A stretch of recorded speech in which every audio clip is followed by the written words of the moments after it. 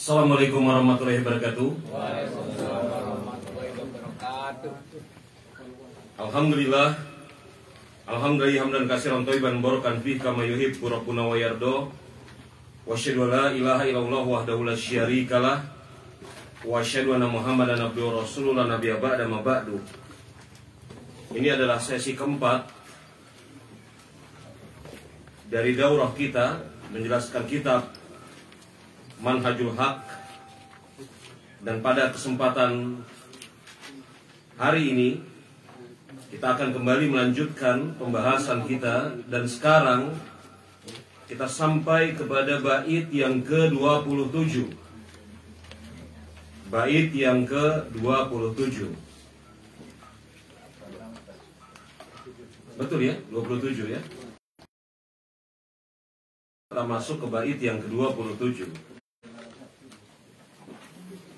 An-Nazim rahimahullahu ta'ala, beliau berkata, nukiru bi ahwalil qiyamati kulliha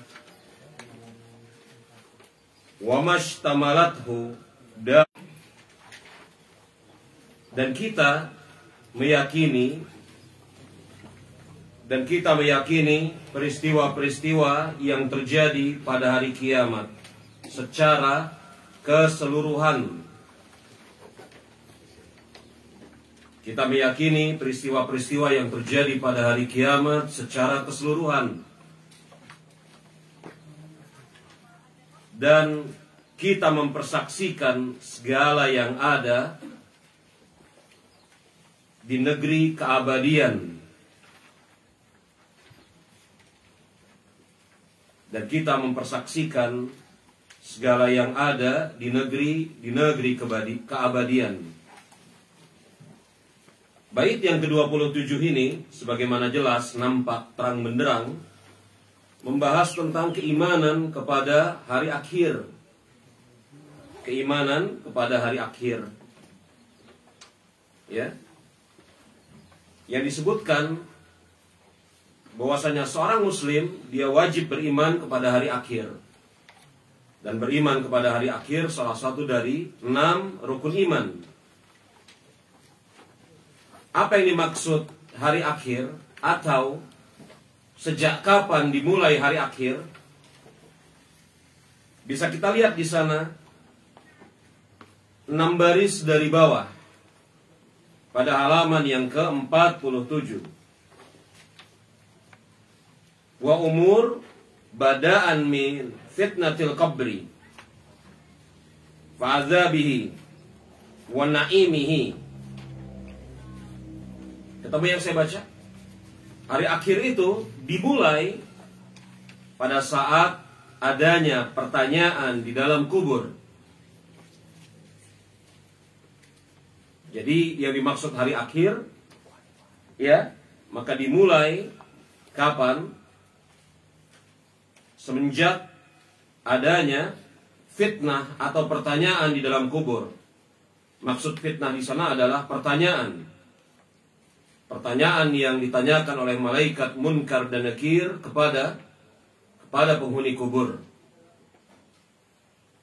Dan ketahuilah jemaah rahimani wa rahimakumullah, ketika disebut dengan hari akhir, maka maknanya ada 2. Makna secara umum dan makna secara khusus. Apa yang disebutkan oleh Syekh Abdul Razak, bada'an min fitnatil qabri fa'adzabihi wa na'imihi tsumma ba'ats, dan seterusnya, yakni hari akhir itu dimulai dengan adanya pertanyaan di dalam kubur, azab kubur, nikmatnya, dan seterusnya. Ini adalah hari akhir dalam makna secara khusus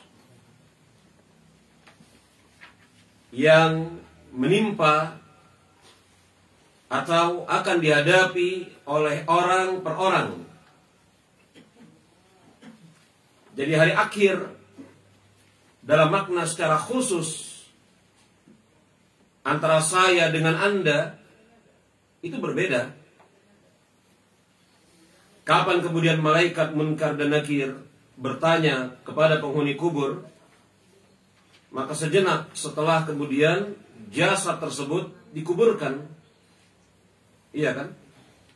Maka ini makna hari akhir dalam makna khusus, yang dimulai dengan fitnah kubur. Dan di sana ada makna hari akhir secara umum, yang biasa diistilahkan dengan ahwal kiamah, yakni hari-hari menjelang hari kiamat, dan hari kiamat itu, dan seterusnya. Jadi hari-hari menjelang hari kiamat itu sendiri, dan seterusnya. Maka hari akhir dalam makna yang ini adalah hari akhir dalam makna umum, yang seluruh manusia akan mengalaminya. Akan mengalaminya. Dalam makna apa? Seluruh manusia yang hidup pada saat itu akan mengalami satu peristiwa yang sama. Adapun orang-orang yang telah wafat sebelum hari akhir dalam makna umum, maka akan berjumpa dengan orang-orang yang wafat pada saat hari akhir bermakna, maaf, saya koreksi. Adapun orang-orang yang telah wafat sebelum datangnya hari akhir yang umum, paham ini? Maka akan berjumpa dengan orang-orang yang wafat pada saat hari akhir dalam makna umum di kesempatan al-ba'ats, kebangkitan. Bisa dipahami ucapan saya? Iya. Jadi pada momen kebangkitan, yakni manusia dibangkitkan, maka seluruh manusia yang telah mengalami hari akhir dalam makna umum dan hari akhir dalam makna khusus, mereka berjumpa, yakni bertemu di satu kesempatan yang sama. Adapun setelah itu semuanya bersama-sama. Maksud semuanya ini dari manusia yang pertama wafat sampai manusia yang terakhir. Ya. Dan kemudian Syekh An-Nazim beliau mengatakan, ya, pada bait yang ke-27 masih, dan kita mempersaksikan segala yang ada di negeri keabadian. Yakni maksudnya apa yang ada di dalam negeri keabadian, baik itu surga, nauzubillah, neraka, ya, nauzubillah dari neraka jahanamnya Allah Subhanahu wa taala. Kita mempersaksikan apa yang ada di dalam surga berupa kenikmatan-kenikmatannya, dan nauzubillah min zalik, kita berlindung kepada Allah Subhanahu wa taala dari neraka jahanam. Dan kita mempersaksikan, yakni maksudnya ikrar wa iqan, yakni kita mempersaksikan, kita membenarkan apa yang Allah Subhanahu wa taala sediakan bagi orang-orang pada hari akhir tersebut. Bait yang ke-28, wa tafakkar bi atharil azim wa ma hawat mamalikuhu uzma la'allaka tarshudu. Tafakkar bi atharil azimi wa ma hawat. Perhatikanlah tanda-tanda keagungan, kebesaran Allah Subhanahu wa taala dari segala sesuatu yang ada. Perhatikanlah tanda-tanda kebesaran Allah Subhanahu wa taala dari segala sesuatu yang ada. Mamalikuhu uzma la'allaka tarshudu. Pada kerajaannya yang besar, yang dengan sebab tersebut engkau akan mendapatkan petunjuk. Perhatikanlah tanda-tanda keagungan Allah Subhanahu wa taala pada segala sesuatu yang ada. Yakni ini adalah perintah untuk mentadaburi ayat-ayat kauniyah. Karena tanda-tanda kebesaran Allah Subhanahu wa taala, yakni ayat-ayat Allah Subhanahu wa taala, terbagi menjadi dua. Yang pertama, tanda-tanda kebesaran Allah Subhanahu wa taala berupa ciptaan-ciptaannya. Ya. Maka ini biasa diistilahkan dengan ayat-ayat kauniyah. Adapun tanda-tanda kebesaran Allah Subhanahu wa taala berupa syariatnya. Maka ini biasa diistilahkan oleh para ulama dengan ayat-ayat syar'iyah.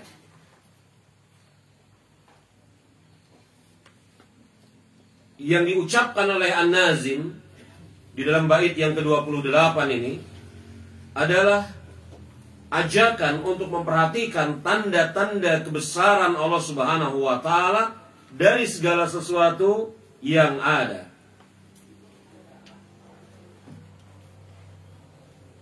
Ya, yakni ayat-ayat kauniyah. Karena kenapa jemaah rahimani wa rahimakumullah?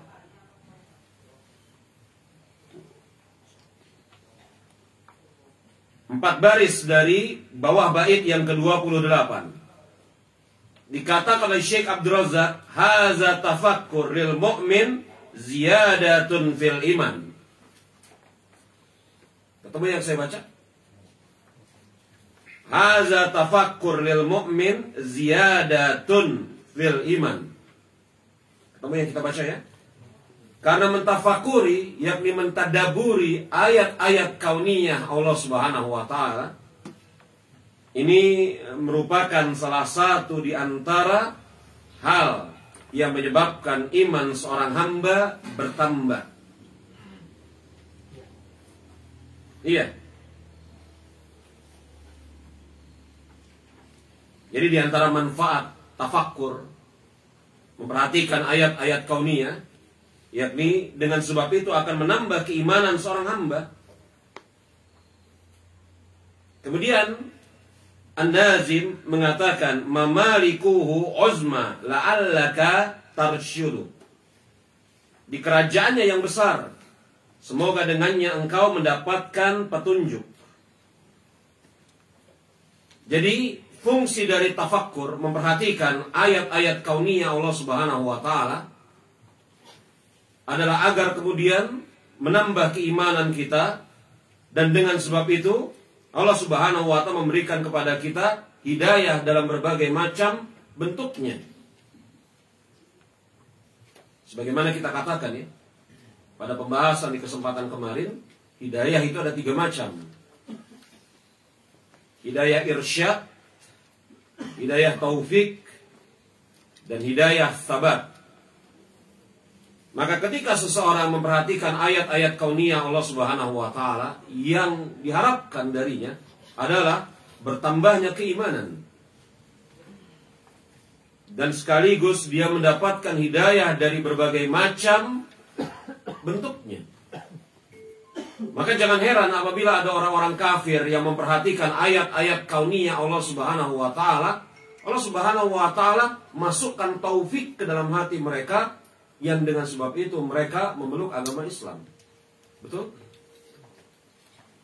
Ahli kimia, ahli fisika, ahli biologi, mereka memperhatikan tanda-tanda kebesaran Allah Subhanahu wa taala, yakni ayat-ayat kauniyah Allah Subhanahu wa taala. Yang dengan sebab itu Allah Subhanahu wa taala masukkan ke dalam hati mereka taufik. Sebagaimana juga ketika seseorang muslim mentafakuri, mentadaburi ayat-ayat kauniyah, maka dia akan bertambah syukur kepada Allah Subhanahu wa taala. Ya. Di antara ayat-ayat kauniyah Allah Subhanahu wa taala matahari dan bulan. Kenapa enggak tabrakan itu matahari dan bulan? Bayangkan kalau kemudian Allah Subhanahu wa taala tidak mengatur itu semua dan menjadikan adanya suatu kemungkinan matahari dan bulan tabrakan. Itu ayat-ayat kauniyah Allah Subhanahu wa taala. Yang kemudian Syekh mengatakan, An-Nazim mengatakan, ya, pada bait yang ke-29. Alam tara hadzal laila iz jaa muzliman. Ketemu bait ke-29 ya. Alam tara hadzal laila iz jaa muzliman. Fa'aqabahu jaysun minas subhi yatrudu. Tidaklah engkau lihat, alam taro, tidaklah engkau lihat atau tidaklah engkau perhatikan, ketika malam yang gelap telah datang, lalu muncul waktu subuh yang mengusir gelapnya malam.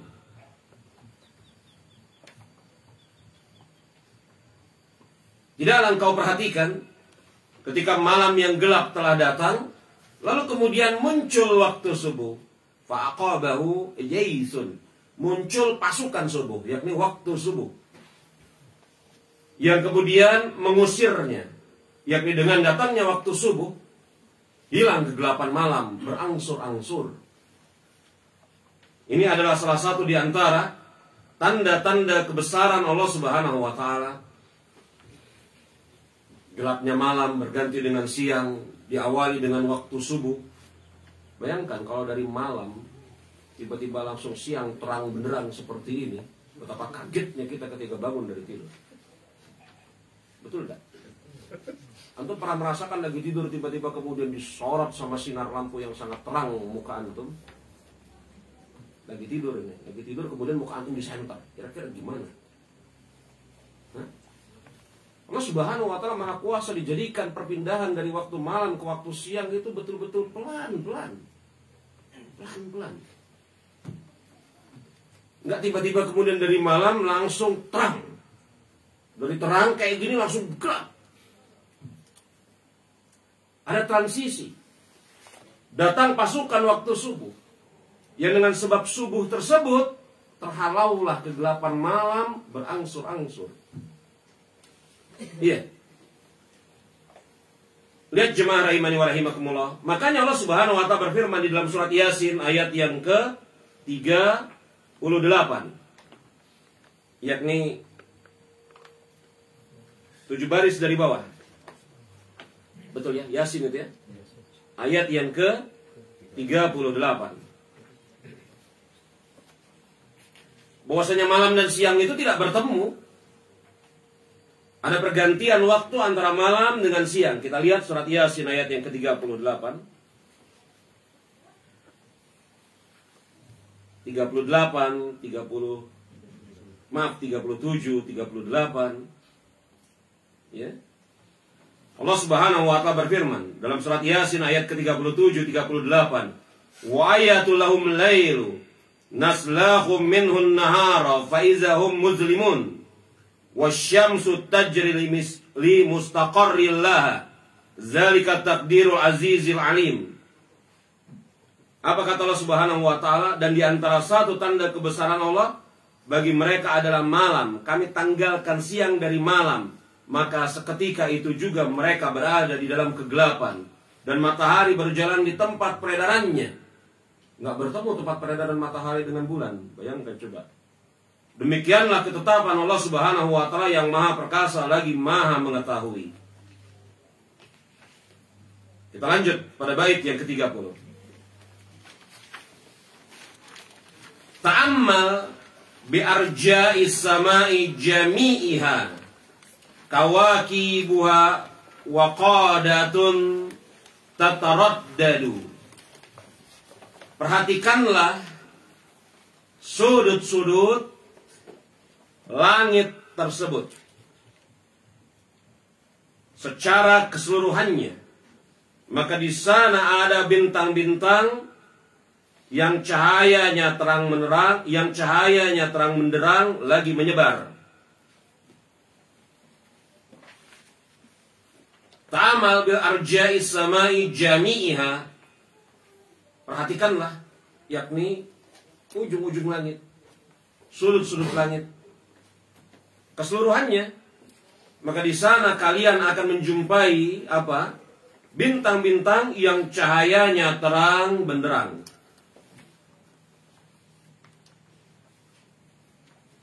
Di dalam bait yang ke-30 ini, termaksud bait yang ke-29 tadi, ya, Syekh Nazim itu memberikan apa? Memberikan contoh tentang tanda-tanda kebesaran Allah Subhanahu wa taala, ayat-ayat kauniyah. Kalau pada yang ke-29 ya, adalah pergantian malam dan siang. Pada yang ke-30 ini adalah bintang-bintang. Dan ketahuilah bahwasanya bintang-bintang itu Allah Subhanahu wa taala ciptakan untuk 3 hal. Sebagaimana kata Syekh Abdul Razak pada 5 baris dari atas. Kawakibuha ay nujum. Kawakibuha, yakni kawakib itu artinya adalah bintang-bintang. Allati ja'alaha Allah Subhanahu wa taala. Yang bintang-bintang ini Allah Subhanahu wa taala jadikan untuk apa? Yang pertama, zinatalis samai. Yang pertama, zinnah lis sama, yakni hiasan bagi langit. Yang kedua, alamati yuhtada biha, sebagai penunjuk arah. Penunjuk arah. Kalau orang dia mana? Di lautan, di hutan, dia bisa mengetahui arah utara, arah selatan, arah timur, arah barat dengan berpatokan kepada bintang-bintang. Para bintang adalah makhluk-makhluk Allah Subhanahu wa taala yang Allah tempatkan dan mereka tidak bergerak, statis. Berbeda dengan matahari, berbeda dengan bulan, mereka bergerak. Makanya dalam surat yakni apa? Yasin tadi, matahari bergerak pada garis edarnya. Yang bergerak itu matahari dan bulan. Kalau bintang, dia tidak bergerak, dia statis pada tempatnya. Ketika dia bergerak, maka itu pasti karena sebab yang ketiga, rujuman lissayatin, dipakai sebagai alat malaikat untuk melempar setan-setan. Rujuman lissayatin. Jadi bintang yang bergerak, ya, itu adalah salah satu apa? Alat dari malaikat untuk melempar, merajam syaitan-syaitan. Maka fungsi dari bintang ada 3. Ini sebagaimana juga disebutkan oleh para ulama, semisal Syekh Shalih Utsaimin, zinatalis sama, hiasan langit, alamatin yuhtada biha, yakni yang dengan sebab bintang-bintang tersebut seseorang bisa mengetahui arah. Dan yang ketiga, rujuman lissayatin, yakni alat yang dipergunakan oleh malaikat untuk merajam setan-setan. Ya. Baik. Kemudian yang ke-31, ini tidak bertentangan dengan bintang-bintang yang disebut sebagai bulan, gitu loh. Kan ada sebutan bintang ya, bahwasanya bulan itu sebenarnya bintang. Bintang yang mengorbit bumi. Tapi kemudian punya nama lain, bulan. Kan begitu ya? Baik, ini tidak bertentangan dengan itu. Ini maksudnya bukan bintang-bintang yang bergerak mengorbit planet. Kalau bintang-bintang yang bergerak mengorbit planet, maka namanya sudah menjadi apa? Bulan. Ini bintang-bintang yang statis, yang mereka tidak bergerak. Bayangkan kalau kemudian bintang-bintang ini bergerak. Bagaimana caranya untuk mengetahui apa? Arah. Iya kan? Selalu berubah itu yang namanya utara. Kalau bintang utara itu tiba-tiba suatu saat ke sana, kan berubah. Karena secara keyakinan yang ditetapkan oleh para ulama, bahwasanya bumi ini pusat alam semesta. Iya toh? Bumi ini pusat alam semesta. Dan bumi itu berotasi pada porosnya. Dia tidak berevolusi mengitari matahari. Bahkan matahari lah yang bergerak mengitari bumi. Kan begitu? Iya kan? Nah, bintang-bintang tersebut pada hakikatnya bergerak secara relatif terhadap benda angkasa yang lain. Tapi kalau ditinjau pergerakan mereka secara pergerakan bumi, mereka statis. Jadi begini, kan bumi bergerak pada porosnya. tidak berputar begini bumi ya. Dia bergerak pada porosnya, betul? Maka bintang ini ngikutin gitu lah. Bintang ini bergeraknya mengikuti pergerakan bumi. Jadi bergerak ditinjau dari sisi apa? Benda angkasa lain. Tetapi kalau ditinjau dari sisi pergerakan bumi, dia itu statis, dia diam aja sebenarnya kan? Ya enggak? Nah, ya. Ini teori relativitasnya Einstein. Hah? Betul enggak? Jadi kan yang bergerak itu bumi, matahari ya, matahari yang bergerak. Ustadz Ahmad Sadiq punya buku ini dalam masalah ini. Ustadz Ahmad Sadiq, pengajar Mahat Al-Furqan Gresik. Yang bergerak itu apa? Matahari, bukan bumi. Bumi tidak berputar mengelilingi matahari. Bumi itu berputar di porosnya. Makanya ada pergantian siang malam, begitu ya. Nah, begini, berputar di porosnya. Dia diam bumi itu.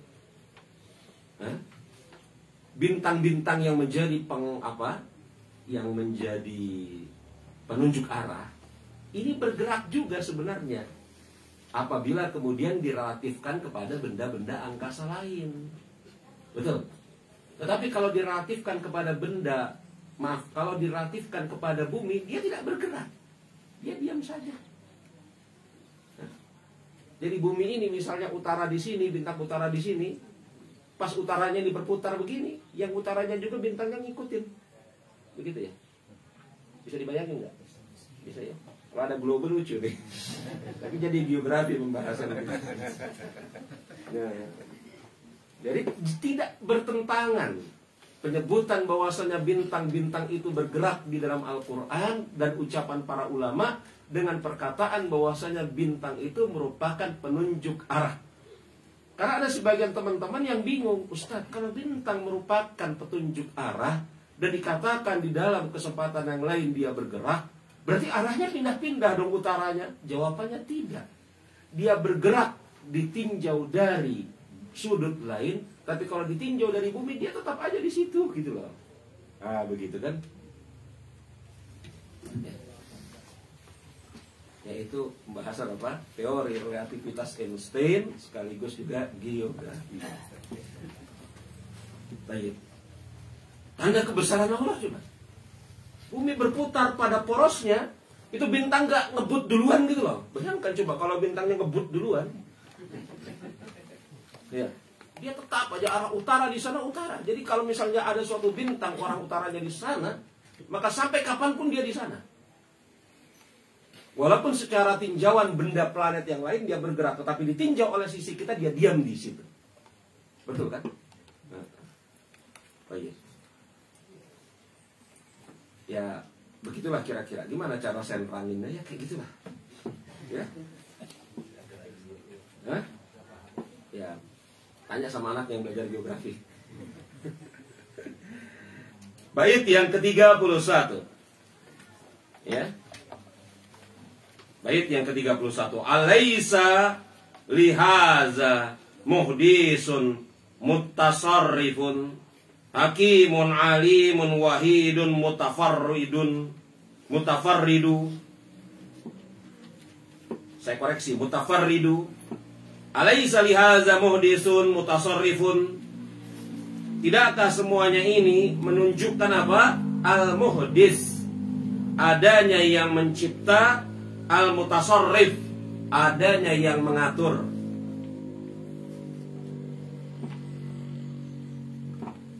Bukankah semua ini, yakni tanda-tanda kebesaran Allah berupa ayat-ayat kauniyah, itu menunjukkan adanya yang mencipta dan adanya yang mengatur. Yang mencipta, yang mengatur adalah Allah Subhanahu wa ta'ala. Malam tidak ketemu siang, adanya transisi dari waktu malam menuju siang, dari siang menuju malam. Bintang-bintang penunjuk arah ditinjau dari bumi, diam tidak bergerak. Padahal hakikatnya dia bergerak dengan apa? Seperti benda-benda langit yang lain. Ini menunjukkan kebesaran Allah Subhanahu wa ta'ala, ikhwan. Kalau kemarin kita mempelajari tentang asma wa sifat, maka mungkin antum masih mengingat pembahasan apa yang saya isyaratkan kemarin, penyebutan tentang nama dan sifat Allah, bahwasanya Allah Subhanahu wa ta'ala itu bisa disebut secara penamaan asma bisa disebut sebagai pensifatan sifat atau bisa juga disebutkan sebagai pengkhabaran khobar. Betul? Bab khabar lebih luas daripada bab sifat. Bab sifat lebih luas daripada bab nama. Betul? Muhdits, lihat sebagaimana antum lihat. Muhdits itu bukan nama Allah, sebagaimana juga bukan sifat Allah. Itu adalah bab khabar Allah yang mengadakan. Ya, Allah yang mengadakan. Muhdits itu bukan bab nama. Jadi Allah Subhanahu wa ta'ala tidak tersifati, tidak ternamakan dengan al-muhdats. Iya kan? Tidak ada nama Allah al-muhdats, juga tidak ada sifat Allah al-muhdats. Tetapi al-muhdats atau al-muhdits itu boleh ketika dimaksudkan sebagai pengkhabaran bagi Allah Subhanahu wa ta'ala. Sadar tidak sadar, apa boleh Ustaz? Bukankah nama dan sifat itu harus bersumber dari Al-Quran dan As-Sunnah? Lalu kenapa kemudian di sini, diantaranya penulis kitab kita, An-Nazim, mengkhabarkan Allah Subhanahu wa ta'ala yang mengadakan? Kenapa tidak? Bukankah dengan sebab itu menunjukkan adanya yang mencipta? Kenapa pakai lafaz muhdits bukan khaliq? Ya. Muhdits itu yang mengadakan. Itu bab apa? Khabar. Kenapa tidak pakai khaliq aja yang mencipta? Kenapa pakai lafaz mutasarrif? Kenapa bukan mudabbir? Mutasarrif bab khabar. Kalau mudabbir bab apa? Sifat. Allah al-mudabbir. Jadi ini isyarat dari Syekh Abdurrahman bin Nasir As-Sa'di bahwasanya di dalam masalah ini pengkhabaran tentang Allah boleh. Ya, boleh mengkhabarkan sesuatu tentang Allah. Sebagaimana kemudian seseorang mengatakan begini, Allah Subhanahu wa ta'ala berfirman. Kata-kata firman itu pengkhabaran tentang kalamnya Allah. Betul enggak? Firman itu pengkhabaran tentang kalamnya Allah.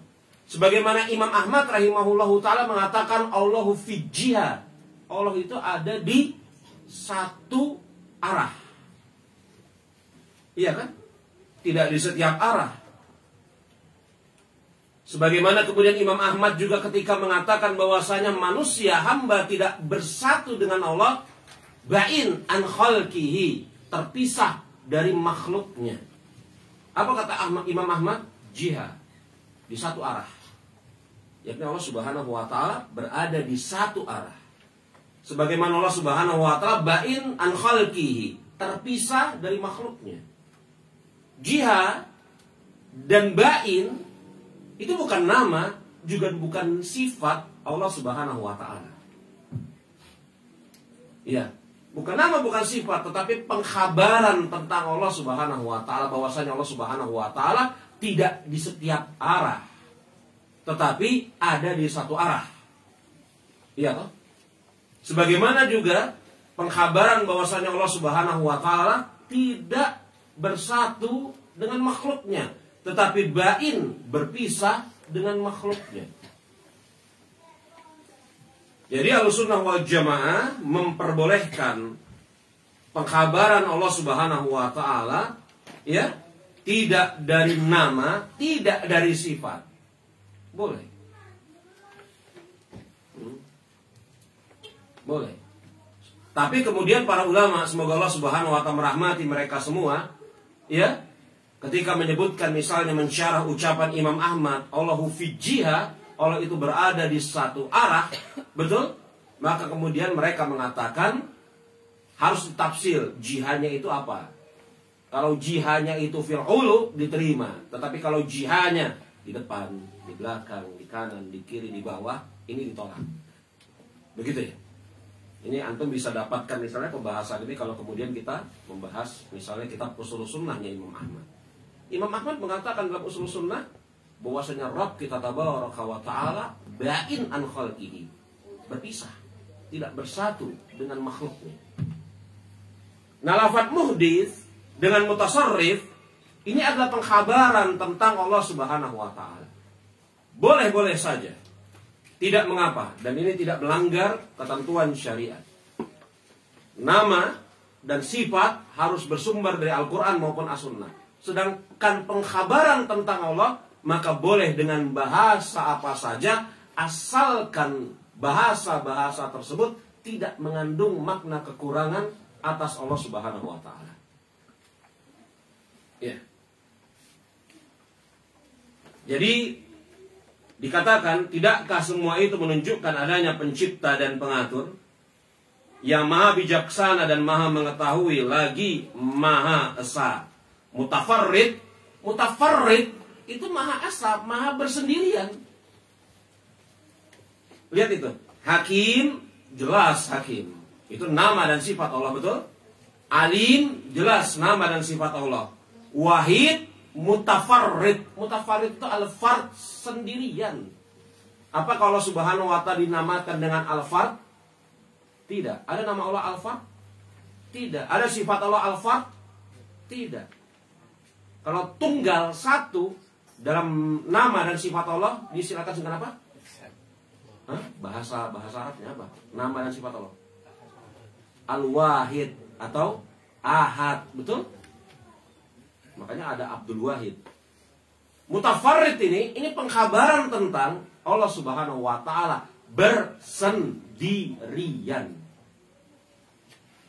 Bersendirian.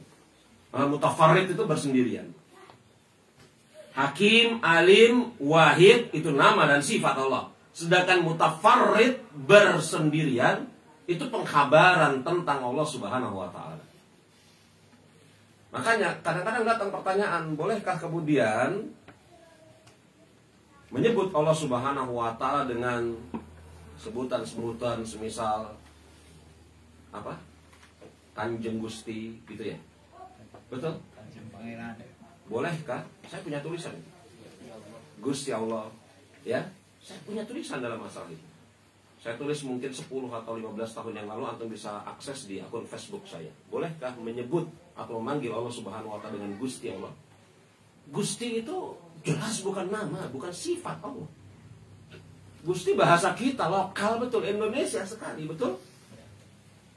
Saya punya tulisan dalam masalah itu. Maka harus diperinci. Yang pertama, Gusti itu memiliki makna negatif tidak? Itu bisa lihat deh, ada tulisan saya di situ. Saya bocorin aja spoilernya gitu. Ya, rujuk aja. Bolehkah menyebut Allah Subhanahu wa taala dengan Gusti Allah? Saya punya tulisan di dalam masalah itu. Gusti itu kan sudah pasti bukan nama dan sifat. Maka kita tempatkan kemungkinannya sebagai pengkhabaran Allah tentang Allah, betul? Maka bab di dalam pengkhabaran tentang Allah itu ada kaidahnya. Apa kaidahnya? Ada di tulisan itu. Ya, tulisannya sudah ada, tinggal baca. Masa mau dibacain? Tulisannya sudah ada. Kuota insya Allah bisa, ya. Tinggal dibaca. Masa mau dibacain juga? Ya.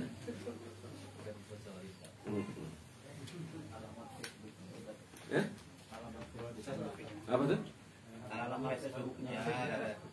Ya dicari bisa lah. Abu Asmani bre. Cuma lupa saya halaman, cuma antum searching di itu ada insyaallah. Lupa saya. Baik. Bait yang ke-32.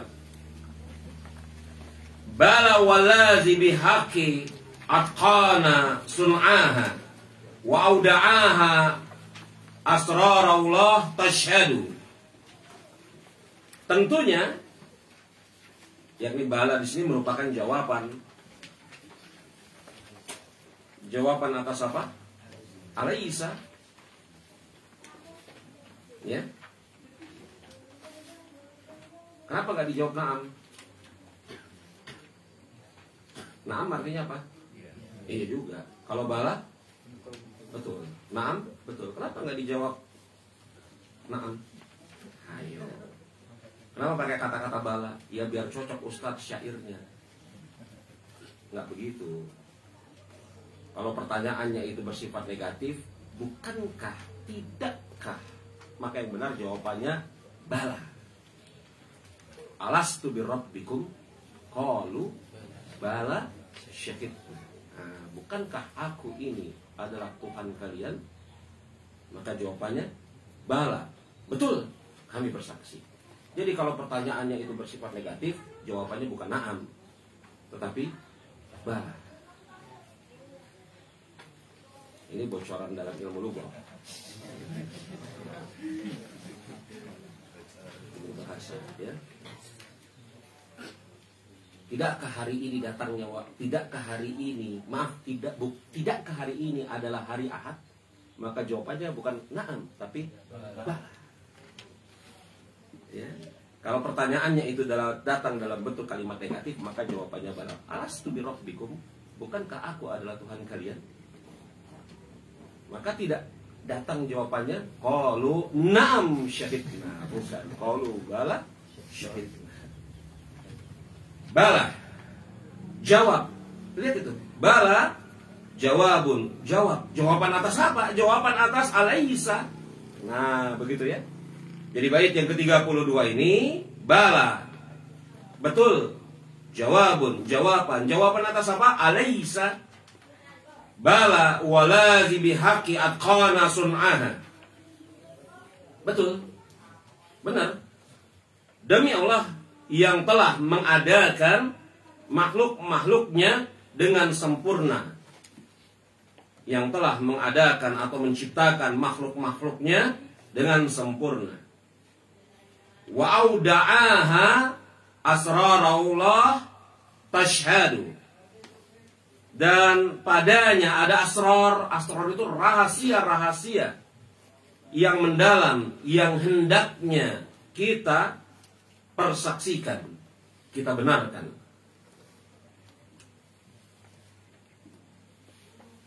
Jadi ada rahasia-rahasia mendalam. Dari apa? Dari makhluk-makhluk ciptaan Allah Subhanahu wa ta'ala, yang apabila seseorang mentadaburinya, dia akan menjumpai tanda-tanda kebesaran Allah Subhanahu wa ta'ala. Dan memang betul-betul Rabb Tabaraka wa ta'ala itu ada. Ya. Berhubung dunia ini adalah tempat yang penuh dengan segala macam ketidaksempurnaan, makanya Allah Subhanahu wa ta'ala tidak menampakkan wujudnya di muka bumi. Ini kata Imam Ibnul Qayyim. Saya ulangi.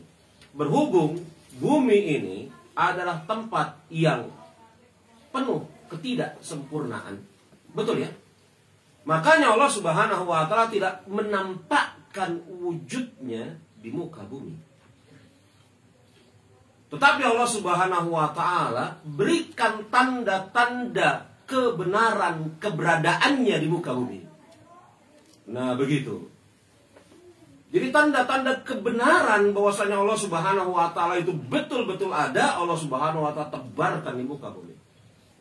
Yang apabila kemudian seorang muslim mentadaburinya, memahaminya, maka dia akan sampai kepada derajat hakul yakin bahwasanya apa? Betul-betul Allah Subhanahu wa ta'ala itu ada.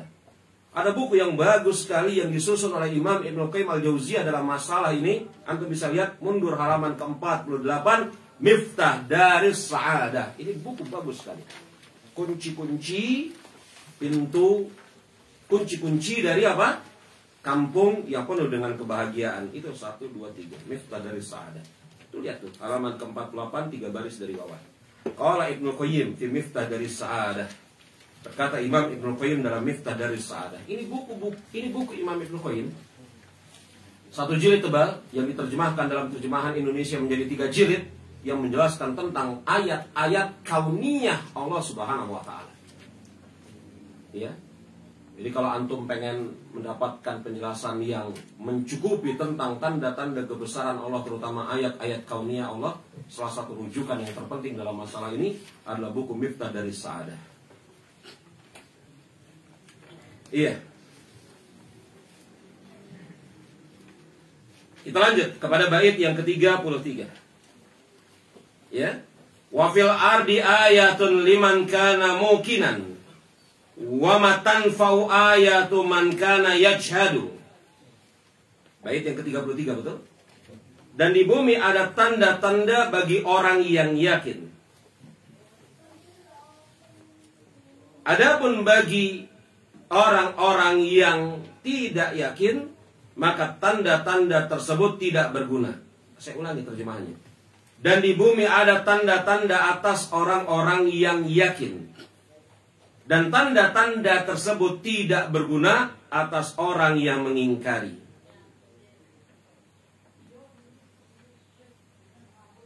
Jadi tanda-tanda kebesaran Allah Subhanahu wa taala di muka bumi ini itu akan menambah apa?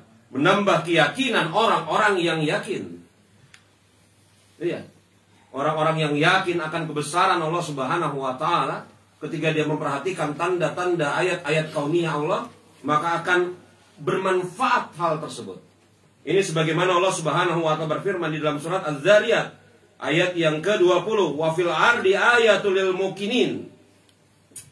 Dan di bumi itu ada tanda-tanda kebesaran Allah Subhanahu wa taala bagi orang-orang yang yakin. Iya. Adapun bagi orang-orang yang memang tidak yakin atau tidak berusaha mencari keyakinan, ingkar, maka tanda-tanda kebesaran Allah ini tidak membawa manfaat atas mereka. Iya. Ini sebagaimana Allah Subhanahu wa taala berfirman di dalam surat apa? Surat Yunus ayat ke-101. Ya. Halaman ke-53. Ketemu itu? Qul inzuru maza fis samawati wal ardi wa ma tukhnil ayatu wan nuzuri an qaumil la yu'minun. Ai matanfa'u wala tufidu wala tujidu wala tujid. Ya. An qaum la yu'minun. Katakanlah, lihatlah apa yang ada di langit dan apa yang ada di bumi, dan tanda-tanda kebesaran Allah Subhanahu wa taala itu tidak membawa manfaat bagi orang yang memang tidak beriman. Ya. Kita lanjutkan kepada bait yang ke-34. Wa fin nafsi ayatu wa fiha ajaibun. Ya. Biha yu'rafullah azimu wa yu'badu.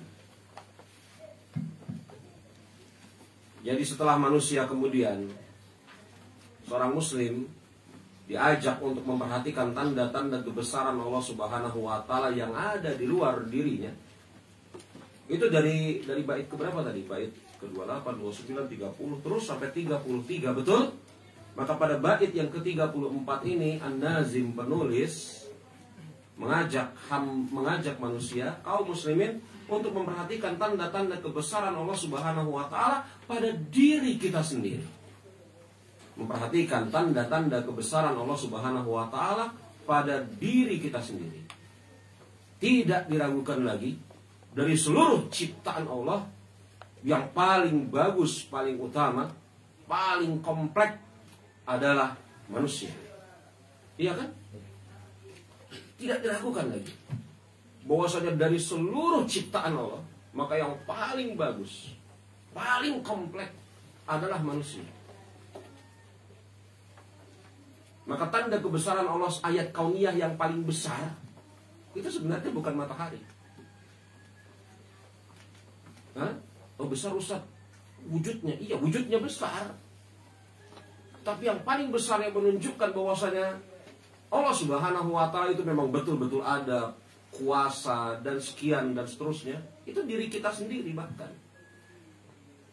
Kan mungkin kita pernah dengar ya, yakni apa? Saraf-saraf di tubuh manusia ini kalau disusun di ujung-ujung bisa ngitarin 2 kali bumi. Pernah dengar yang model-model kayak gitu kan? Saraf manusia itu kalau kemudian apa? Disusun. Hah? Saraf-saraf tubuh manusia ini kalau disusun bisa ngitarin 2 kali bumi. Coba bayangkan. Luar biasa betul. Betapa rumitnya gitu ya. Otak kita ini mampu menampung sekian ratus tera gigabyte. Bayangkan juga. Tidak ada alat penampungan yang luar biasa dalam bentuk memori kecuali otak manusia. itu hitungannya bukan giga lagi, sudah tera giga. Luar biasa. Hah? Dan kemudian dia punya kemampuan untuk kemudian menghapus ingatan itu dengan sebab seseorang tidur. Hah? Ketika tidur nggak ingat apa-apa. Ketika melek ingat lagi. Iya kan? Luar biasa. Makanya kata Syekh, wa fin nafsi ayatun wa fiha ajaibun. Di dalam diri manusia itu sendiri ada tanda-tanda kebesaran Allah Subhanahu wa taala yang sungguh sangat menakjubkan. An-Nazim, Syekh Abdurrahman bin Nasir As-Sa'di, ketika menyebutkan bintang, ketika menyebutkan bulan, ketika menyebutkan malam, ketika menyebutkan siang, beliau tidak mempergunakan lafaz ajaibun. Bukan itu yang lainnya itu kecil, tidak. Tetapi dibanding manusia, maka manusia lebih menakjubkan daripada itu semua. Ya? Makanya Allah Subhanahu wa taala secara khusus memerintahkan manusia untuk memperhatikan tanda-tanda kebesarannya pada dirinya sendiri. Wa fi anfusikum afala tubsirun. Dan pada diri kalian, apakah kalian tidak memperhatikannya? Surat apa? Az-Zariyat. Wa fiha ajaibun. Dan di dalam, yakni apa? Di dalam diri manusia itu ada tanda-tanda kebesaran Allah Subhanahu wa taala yang sungguh menakjubkan. Makanya kemudian konsekuensi dari tanda-tanda kebesaran Allah Subhanahu wa taala yang sungguh sangat menakjubkan pada diri manusia, sebagai bentuk rasa syukur hamba kepada Allah, Allah mensyariatkan mereka untuk beribadah kepadanya. Wa yu'badu. Ini masih di bait yang ke-34. Biha yu'rafullahu azimi wa yu'bad. Yang dengannya engkau bisa mengenal Allah dan beribadah hanya kepadanya. Ya. Wa ma khalaqtul jinna wal insa illa liya'budun. Dan tidaklah aku ciptakan jin dan manusia kecuali agar mereka beribadah kepadaku saja.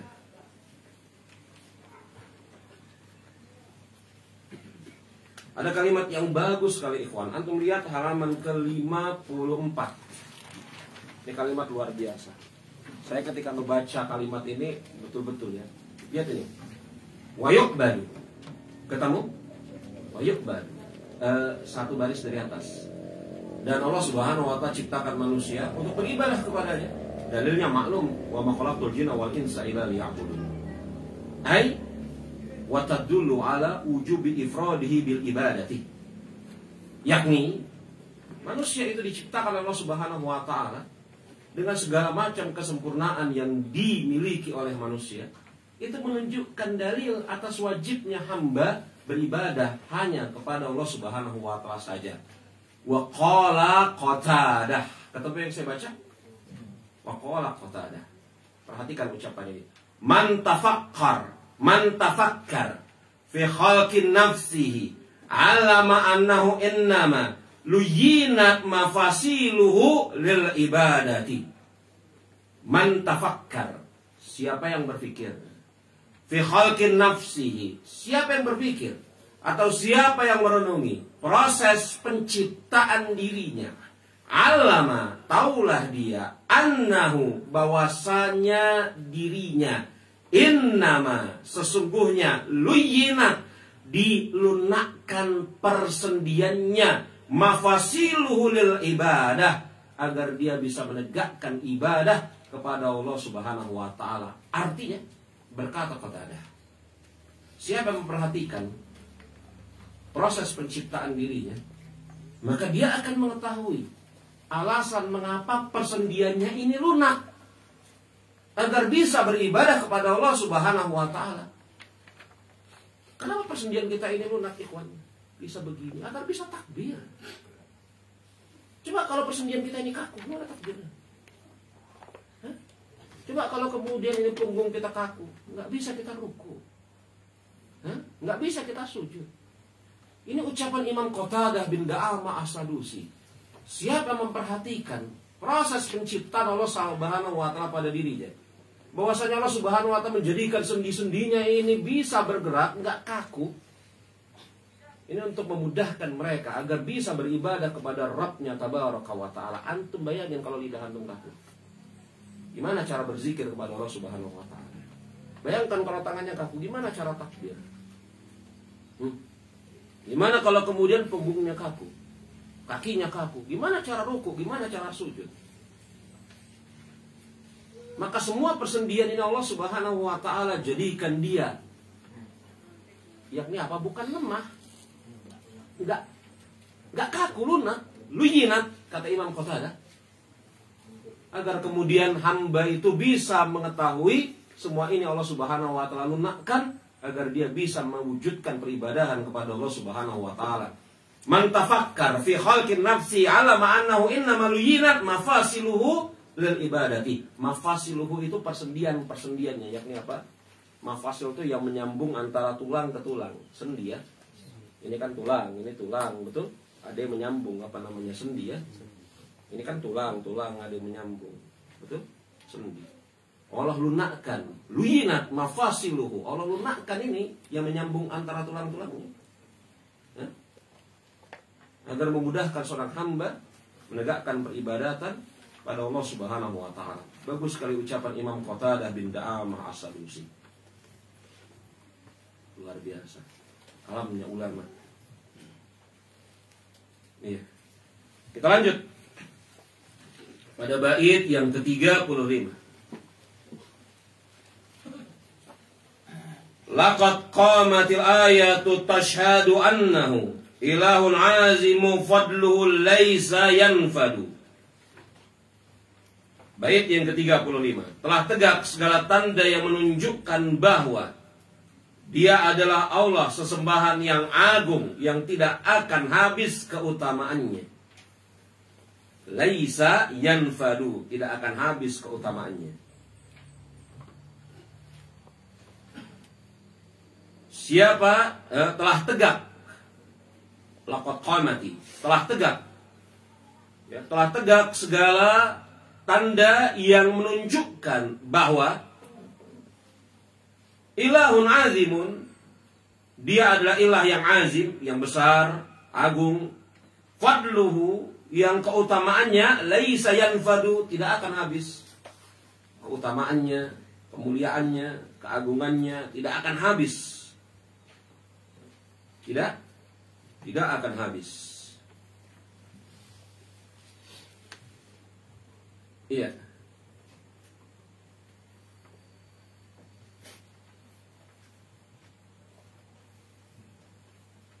Ini sebagaimana Allah Subhanahu wa taala berfirman dalam surat An-Nahl ayat ke-96 di halaman ke-55. Ya. Ma indakum yanfadu wa ma indallahi baq. Dan apa yang ada di sisi Allah terus menerus ada.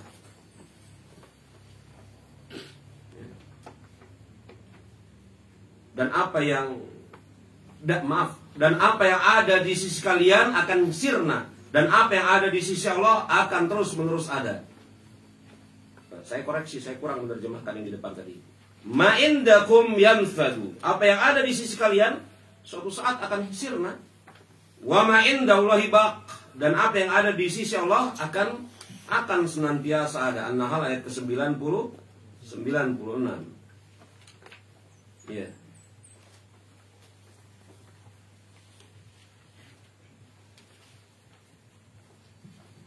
Baik.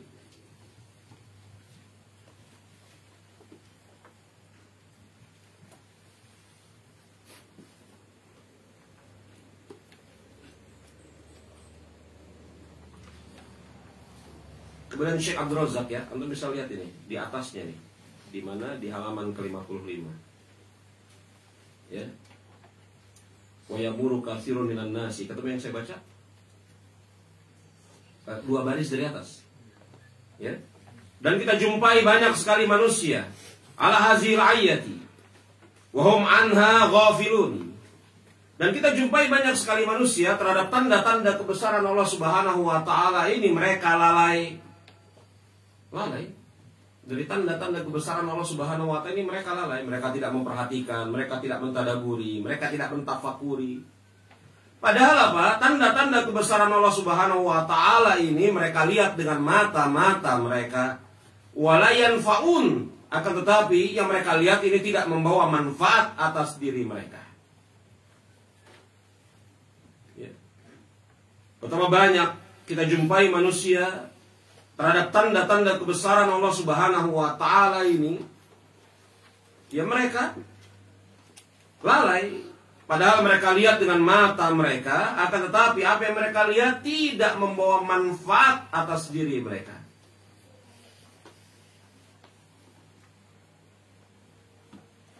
Makanya kalau dikatakan bolehkah tadabbur atau rihlah tafakur alam, jawabannya boleh. Kalau betul-betul tujuannya untuk mengetahui tanda-tanda kebesaran Allah, bukan jalan-jalan. Kadang-kadang sebagian teman-teman tafakur alam senang-senang, malah lupa tujuan dari apa yang namanya tafakur alam. Tafakur alam diperbolehkan, rihlah. Salah satu tujuannya, bahkan di antara tujuan yang utama adalah untuk memperhatikan tanda-tanda kebesaran Allah Subhanahu wa Ta'ala. Boleh.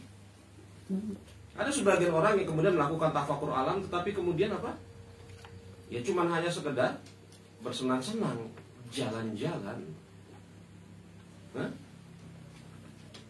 Tidak membawa manfaat, walaupun labelnya tafakur alam. Labelnya tafakur alam, rihlah. Iya. Jadi ada dua kutub yang sama sekali kemudian ngapain keluar-keluar, cukup di mana madrasah saja. Betul ya? Ini kutub yang satu. Ada kutub yang lain apa? Keluar terus, jalan-jalan terus. Betul ya? Ada dua kutub. Ada yang ngapain jalan-jalan terus di madrasah saja, ngaji. Kutub yang pertama. Kutub yang berseberangan, jalan-jalan terus, ngajinya di luar terus. Dari satu kebun ke kebun yang lain, pohon ke pohon yang lain, pantai ke pantai, gunung ke gunung. Betul.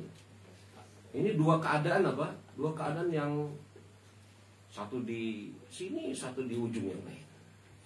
Sikap kita pertengahan. Di masjid lebih utama dibanding di luar. Karena ini rumah Allah Subhanahu wa Ta'ala. Ada keutamaan orang-orang yang kemudian mentadaburi Al-Quran dan As-Sunnah di rumah-rumah Allah Subhanahu wa Ta'ala. Betul? Keutamaannya banyak. Dalam hadis riwayat Imam Muslim, tanazzalul malaikatu wa ghasyatur rahmah. Malaikat turun. Mereka akan diliputi rahmat. Wa zaqarulu fi ma indah. Dan orang-orang yang ada di rumah-rumah Allah itu yang sedang mengaji itu akan disebut-sebut oleh hamba-hamba Allah Subhanahu wa Ta'ala, nama-nama mereka di sisi Allah Subhanahu wa Ta'ala. Ada keutamaan. Tetapi kalau kemudian ada sesuatu yang mengajak atau menuntut kita untuk melakukan tafakur alam, memperhatikan tanda-tanda kebesaran Allah Subhanahu wa Ta'ala di luar, maka pun tidak mengapa kita keluar. Tapi harus betul-betul tujuan kita untuk mentafakuri alam, tanda-tanda ayat-ayat kauniyah. Itu tujuan kita. Kalau kemudian kita keluar, ya, yang sibuk adalah apa? Jalan-jalannya itu sendiri, sehingga lupa kepada tujuan utama tafakur, tadabbur alam, maka ini berbahaya. Maka jelas yang lebih utama adalah diam di masjid, belajar, mengajar. Begitu. Kita bersikap pertengahan. Ada yang mengatakan jangan sama sekali, ada yang mengatakan wah keluar terus biar nggak bosan. Kita bersikap pertengahan, ambil jalan tengah di dalam masalah ini. Ya, ambil jalan tengah di dalam masalah ini. Iya kan? Kan jelas kita tidak akan mungkin bisa melihat bintang dari sini. Bisa melihat bintang? Ketutupin. Iya kan? Ketutup apa? Plafon. Kita bisa melihat bintang ya kalau keluar dari masjid. Iya kan? Kita bisa melihat gunung kalau kemudian keluar dari masjid. Bisa melihat laut. Bisa melihat bulan Kalau kita kemudian keluar dari masjid, kalau kemudian tujuan kita tafakkur, tadabbur alam untuk mengetahui tanda-tanda kebesaran Allah, bagus. Tapi itu yang harus kita pegang. Jangan kemudian sesuatu yang lain menyibukkan dari tujuan utama. Makanya simak baik-baik ucapan Syekh Abdul Razak. Beliau mengatakan katsirun minan nasi ala hazil ayati wa hum anha ghafilun. Banyak orang di antaranya ketika berhadapan dengan tanda-tanda kebesaran Allah Subhanahu wa taala ini mereka lalai. Wa yashadunaha bi absarihim, padahal mereka melihat dengan mata-mata kepala mereka sendiri. Wala yanfa'un, akan tetapi apa yang mereka lihat tidak membawa manfaat. Lalai, dilihat tapi lalai. Maka yang benar melihat dan ingat bahwasanya itu tanda-tanda kebesaran Allah Subhanahu wa taala yang disebutkan tadi di awal untuk menegakkan ibadah kepada Allah Subhanahu wa taala. Pada bait yang ke-34. Memperhatikan ayat-ayat kauniyah, yu'bad dikatakan wa yu'badu, agar kemudian hamba bisa menegakkan peribadatan kepada Allah Subhanahu wa taala. Iya. Ya. Yang ke-36. Ini bergeser nih pembicaraannya. Kalau tadi tanda-tanda kauniyah, maka yang ke-36 ini ya bergeser pembicaraannya. Sudah tidak menjelaskan tentang ayat-ayat kauniyah lagi. Tetapi diberikan judul oleh Syekh Abdul Razak sebagai apa? Tanaman Allah Subhanahu wa taala. Allah bercocok tanam? Iya. Apa tanaman Allah? Nanti kita yakni apa? Bacakan maknanya. Yang ke-36. Faman kana min gharsi illahi ajabah wa laisa liman wala wa adbara mus'idu. 36. Siapa yang berada di bawah penjagaan Allah, maka dia akan menerimanya. Siapa yang berada di bawah penjagaan Allah, maka dia akan menerimanya. Walaisa liman wala wa adbara mus'idu. Tidak akan beruntung setiap orang yang berpaling dan mengingkari.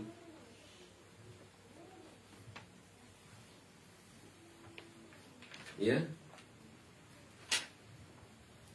Siapa yang berada di bawah penjagaan Allah, maka dia akan menerimanya.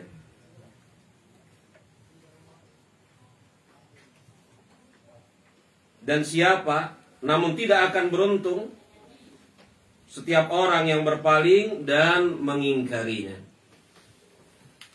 Apa yang dimaksud di dalam bait ini adalah lafaz ghars, betul? Faman kana min gharsi ilahi ajabah, adalah lafaz ghars di sana ya. Lihat di halaman yang ke-56.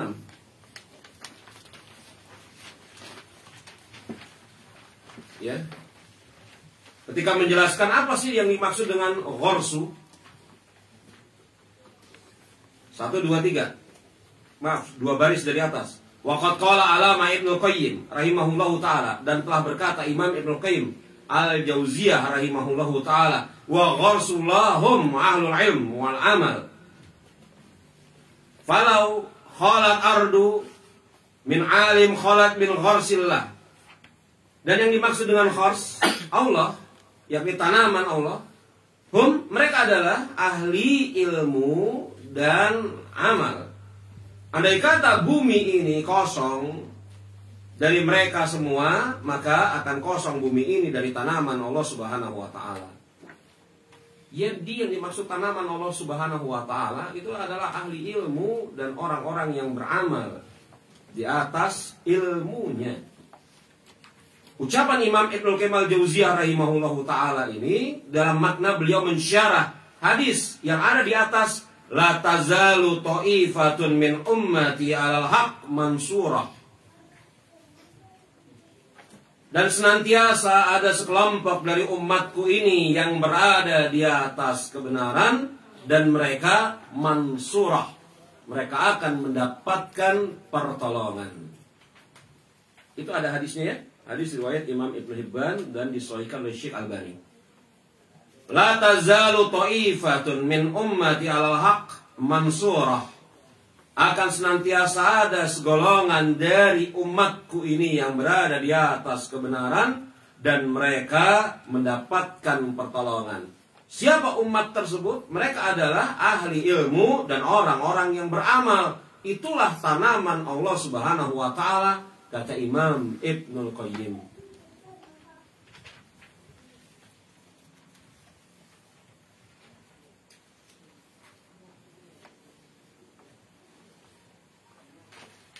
Jadi akan senantiasa ada orang-orang yang berilmu dan mengamalkan ilmunya, itu akan senantiasa ada. Jadi tidak mungkin pada satu waktu di kehidupan umat manusia tidak ada seorang pun alim Rabbani yang beramal di atas ilmunya. Nggak mungkin. Lafaz la tazalu itu senantiasa, maka pasti ada. Pasti ada. Di setiap waktu dari kehidupan manusia, zaman ke zaman pasti ada. Perkataan pasti ada ini menunjukkan ada walaupun satu. Terkadang pada satu masa banyak ahli ilmu dan ahli amal. Tanaman Allah ini banyak pada suatu masa, betul? Banyak sekali. Tetapi pada masa-masa tertentu terkadang hanya sedikit. Tetapi tidak mungkin dalam satu masa tidak ada, dalam tanda kutip, tanaman Allah Subhanahu wa taala, yakni ahli ilmu yang beramal. Iya kan? Karena di sana Rasul menggunakan lafaz la tazalu ta'ifatun, akan senantiasa ada segolongan. Perkataan segolongan ini bisa jadi mereka jumlahnya banyak, bisa jadi mereka jumlahnya sedikit. Mereka berada di atas kebenaran dan mereka akan mendapatkan pertolongan. Jadi kalau kemudian jumlahnya banyak, kita bersyukur kepada Allah Subhanahu wa taala. Kalau jumlahnya sedikit, hanya satu atau dua orang, maka di sana menjadi kewajiban atas seluruh kaum muslimin untuk kemudian rujuk kepada mereka. Betul? Rujuk kepada mereka. Karena mereka telah disifati oleh Rasulullah sebagai alal haq. Mereka berada di atas kebenaran mansurah. Mereka mendapatkan pertolongan. Lihat ini ucapan Imam Ibnul Qayyim yang selanjutnya. Ya. Yakhrisu ibadan lahu ahla ilmin wa amalin fi kulli waqtin idza mata minhum qaumun akhlafahum tabaraka wa ta'ala. Ketemu yang saya baca? Ketemu yang saya baca? Ya. Tanaman Allah Subhanahu wa taala yakni hamba-hambanya adalah ahla ilm. Ahli ilmu. Wa amal. Orang-orang yang beramal di atas ilmunya fi kulli waqtin, pada setiap waktu. Iza mata minhum, apabila ada yang mati di antara mereka, suatu kaum akhlafahum, maka akan datang yang lain. Akan datang, pasti ada. Pasti ada. Pasti ada kemudian orang yang berilmu yang berada di atas kebenaran. Dan ini jaminan dari Allah Subhanahu wa taala atas pasti adanya orang yang mengikuti manhaj salafus soleh sampai hari kiamat, walaupun cuma satu orang. Tetapi jaminan terhadap ini tidak diberikan kepada yang lain. Iya kan? Tidak diberikan kepada yang lain. Ada firqah-firqah yang sekian banyak, udah nggak ada lagi pada zaman ini. Walaupun muncul firqah-firqah yang lain. Iya kan? Firqah di dalam tubuh kaum muslimin ini banyak dari zaman dahulu sampai zaman sekarang. Ada yang mengikutinya. Tetapi ada yang telah hilang. Hilang sama sekali. Kita cuma dengar, baca nama-namanya saja. Firqah-firqah tersebut. Iya kan? Tapi Ahlussunnah wal Jamaah, pengikut salaf, dari zaman dahulu sampai hari kiamat pasti ada. Walaupun cuma satu orang. Kalau banyak, alhamdulillah. Walaupun cuma satu orang, pasti ada. Bahkan para ulama mengatakan yang namanya ta'ifah itu bukan jumlah yang satu. Ta'ifah itu sekelompok. Artinya apa? Bukan satu. Kalau seseorang kan tidak dikatakan ta'ifah. Pasti ada sekelompok orang. La tazalu ta'ifatun min ummati. Akan senantiasa ada sekelompok umatku. Yang namanya sekelompok bukan satu. Pasti ada. Walaupun kemudian para ulama ketika menjelaskan hadis ini senantiasa mengucapkan, membawakan ucapan Abdullah bin Mas'ud. Betul ya? Ya. Yang namanya Ahlussunnah itu adalah engkau berada di atas kebenaran walaupun tawahdak. Walaupun engkau berada, yang namanya Ahlussunnah adalah apa? Engkau berada di atas kebenaran wa in kunta wahdak, walaupun engkau sedang sendirian. Kan senantiasa itu. Hadis ini dibawakan biasanya dibarengi dengan nukilan ucapan Abdullah bin Mas'ud radhiyallahu anhu. Iya. Pasti ada. Iya. Makanya dikatakan jemaah rahimani wa rahimakumullah, pasti ada orang-orang yang berada di atas kebenaran, yang mereka menegakkan kebenaran tersebut dan mereka ditolong oleh Allah Subhanahu wa taala. Maka jemaah rahimani wa rahimakumullah, kita lanjutkan masih bait ini, bait yang 36. Ya. Ada orang-orang yang mengikuti kelompok yang selamat tersebut, yang mendapatkan pertolongan dari Allah Subhanahu wa taala. Ada yang kemudian berpaling. Maka disebutkan pada kelanjutannya, walaisa liman wala wa adbara mus'idu. Ya, kelanjutannya masih bait yang ke-36. Namun tidak akan beruntung orang yang berpaling dan mengingkari.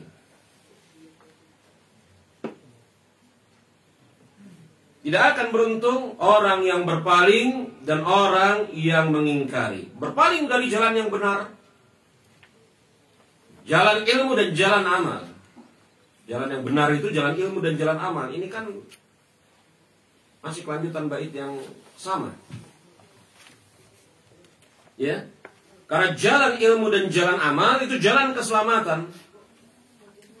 Jalan ilmu dan jalan amal adalah jalan yang menegakkan ketaatan kepada Allah Subhanahu wa taala dan ittiba kepada sunnah Nabi kita Nabi Muhammad alaihi salatu wasallam. Sebagaimana antum bisa lihat 6 baris dari bawah. Fa inna sabila sa'adah tariqal falah innama yakunu bi ta'atillahi wa itibai hudah. Ketemu yang saya baca? Fa inna sabila sa'adah, karena sesungguhnya jalan keselamatan, wa tariqal falah, dan jalan kemenangan. Jalan keselamatan dan jalan kemenangan innama hanya apa? Hanya bisa terwujud innama yakunu bi taatillah, hanya bisa terwujud dengan ketaatan kepada Allah, wa ittiba, dan mengikuti petunjuk Nabi kita Nabi Muhammad alaihi salatu wassalam. Di sana Allah Subhanahu wa taala berfirman dalam surat Thaha, wa man ittaba'al hudayya fala yadilu wa la yasqa wa man arada an dzikri fa inna lahu ma'isyatan danka wa nahsuru yaumal qiyamati a'ma. Siapa yang mengikuti petunjuk dariku maka dia tidak akan tersesat dan juga tidak akan sempit kehidupannya. Dan siapa yang berpaling dari mengingatku maka sesungguhnya atasnya kehidupan yang sempit di dunia dan pada hari kiamat dia akan diusir dalam keadaan buta. Toha ayat yang ke 122, 123, 124. Kita lanjutkan bait yang ke-38. Ya. Jadi bait yang ke-37 ini menunjukkan apa jemaah? Maaf, bait yang ke-37 betul ya? Maaf, bait yang ke-36. Bait yang ke-36 ini menunjukkan bahwasanya ahlul haq itu pasti ada di setiap zaman. Pasti ada. Tanaman Allah Subhanahu wa taala berupa ahli ilmu dan ahli amal itu pasti ada di setiap zaman. Tidak akan mungkin kosong suatu waktu dari seorang Ahlussunnah wal Jamaah. Pasti ada Ahlussunnah wal Jamaah pada setiap waktu. Ya, walaupun pada suatu waktu jumlah mereka banyak, pada waktu yang lain jumlah mereka sedikit. Pada satu tempat jumlah mereka banyak, pada tempat yang lain jumlah mereka sedikit. Tapi pasti ada. Ya. Bait yang ke-37, alaika bittaqwa. Alaika bittaqwallahi fi fi'li amrihi wa tajtanibu manhiya anhu wa tub'idu. Bait yang ke-37. Alaika bittaqwa, wajib atasmu bertakwa kepada Allah Subhanahu wa taala dengan menjalankan perintah. Fi'li amrihi, dengan menjalankan perintahnya. Wa tajtanibu, dan menjauhi manhi, larangannya. Wajib atas kalian bertakwa kepada Allah Subhanahu wa taala dengan menjalankan perintah dan menjauhi larangannya. Ini definisi takwa yang umum ya. Definisi takwa ini adalah definisi yang didefinisikan oleh Khalifah Umar bin Abdul Aziz. Takwa adalah engkau menjalankan perintah Allah Subhanahu wa taala dan menjauhi larangannya. Akan tetapi di sana ada definisi takwa yang lain yang disampaikan oleh Talq bin Habib rahimahullahu taala. Lihat. Kama qala Talq bin Habib lama suila an taqwa. Talq bin Habib ditanya tentang apa itu takwa? Takwa kepada Allah anta'mal bi ta'atillahi ala nuri minallahi roja'a thawabillahi. Wa taqwa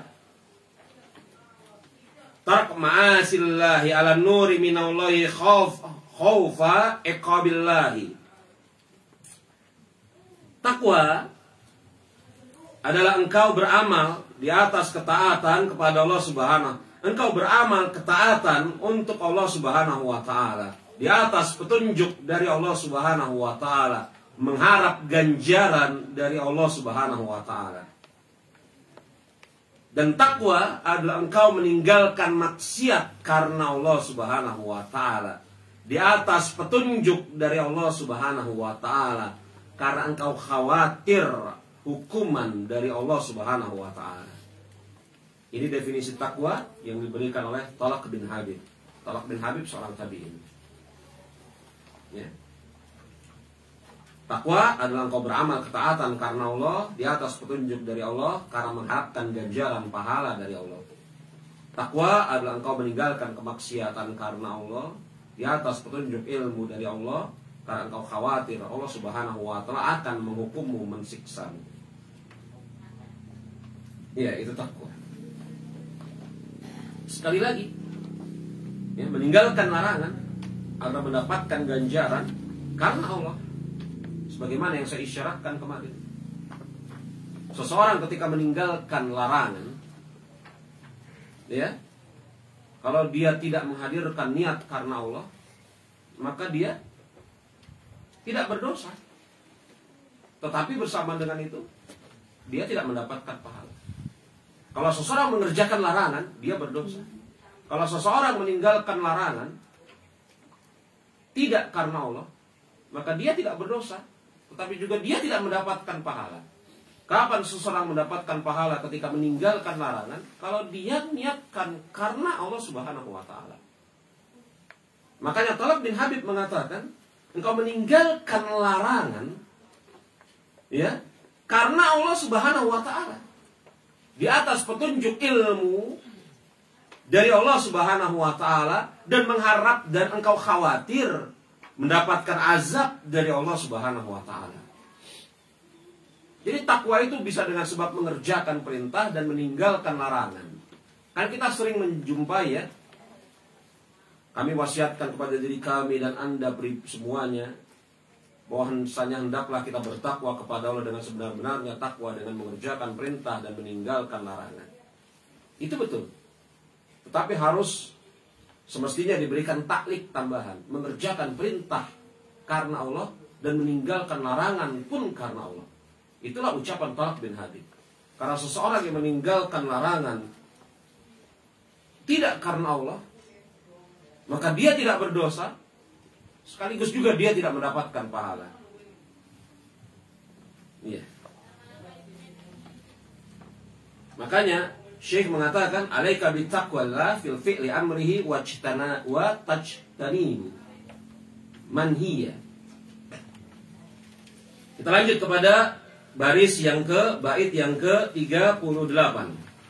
Wa kun mukhlisan wa hadzar minar riya wattabi Rasulullah in kunta ta'budu. Jadilah orang yang ikhlas karena Allah Subhanahu wa taala dan waspadalah dari perbuatan riya. Dan ikutilah Rasulullah, wattabi Rasulullah in kunta ta'bud. Dan ikutilah Rasulullah apabila engkau hendak beribadah kepadanya. Nah, ini ada hal baru yang hendak kita sampaikan terkait dengan bait ini. Jadilah orang yang ikhlas ketika beribadah kepada Allah dan berhati-hatilah dari riya. Ya. Ini sebagaimana Allah Subhanahu wa taala berfirman, "Wa ma umiru illa liya'budullaha mukhlishina lahuddin." Dan tidaklah mereka diperintahkan kecuali ketika mereka beribadah, mereka memurnikan keikhlasan peribadatan hanya kepada Allah Subhanahu wa taala semata-mata. Maklum ini ikhlas ya. Sebagaimana juga kita yakni apa? Diperintahkan agar berhati-hati dari riya. Antum bisa lihat halaman ke 58. Yaqumur rajulu yusolli fayuziyanu salatahu lima yara min nazari rajulin. Ada seorang laki-laki yang sholat, dia perindah sholatnya ketika dia mengetahui ada orang yang memperhatikan dia.